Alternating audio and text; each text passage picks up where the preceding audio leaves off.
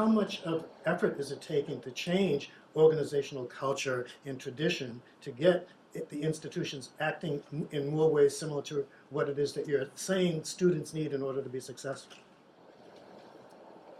They didn't call us junior colleges for nothing. I mean, we do have that mimetic quality of university.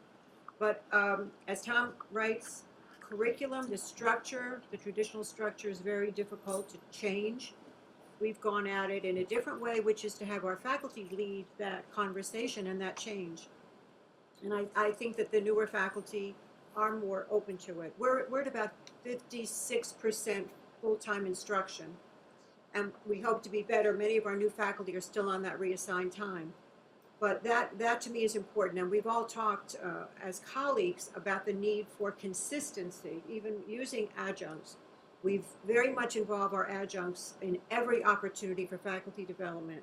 And that is really quite important because we all have a significant number of members of the contingent faculty. So just a comment about the model. I mean, yes, I suppose to some extent it was modeled off the traditional model, but there were some things that were forgotten, like the resources, or maybe the students that come in with the kinds of backgrounds that.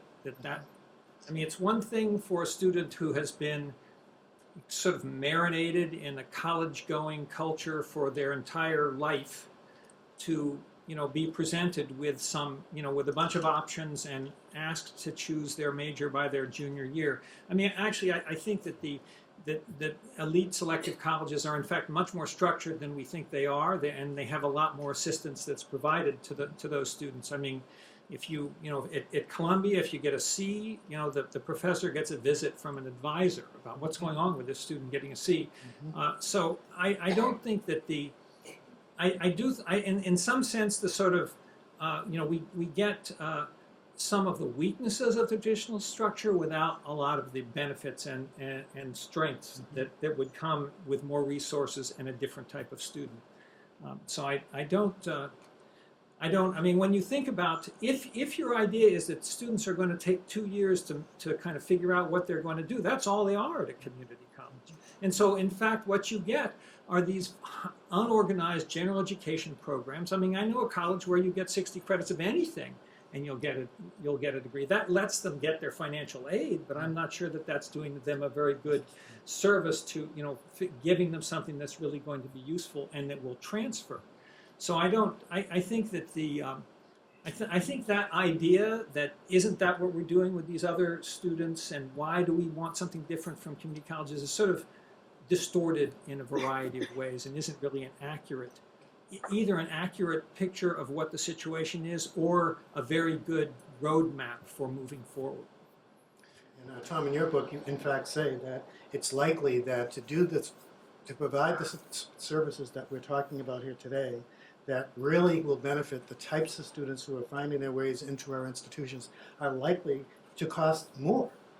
And if that's the case, what's the value proposition? How do we frame the conversation in such a way that as we talk to policymakers, philanthropists, and leaders in our states and in our regions, what suggestions do you give to us relative to how we present ourselves in such a way as to get the resources necessary to achieve the challenge that we've been asked to undertake?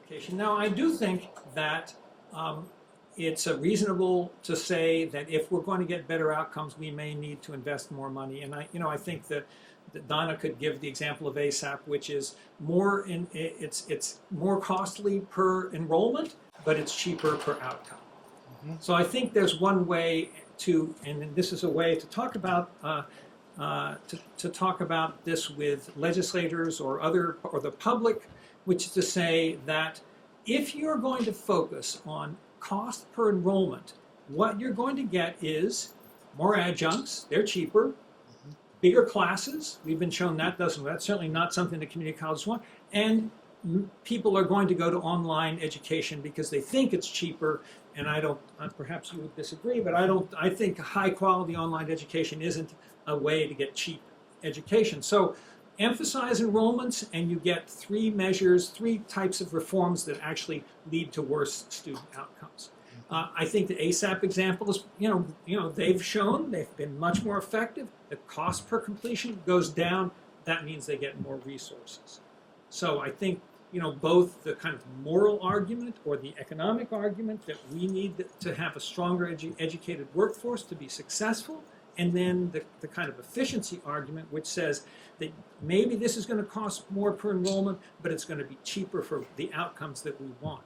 I think those arguments will, in some cases, I think we've seen examples where those have been successful. I'm sure they won't always be successful, but I think we have to keep working.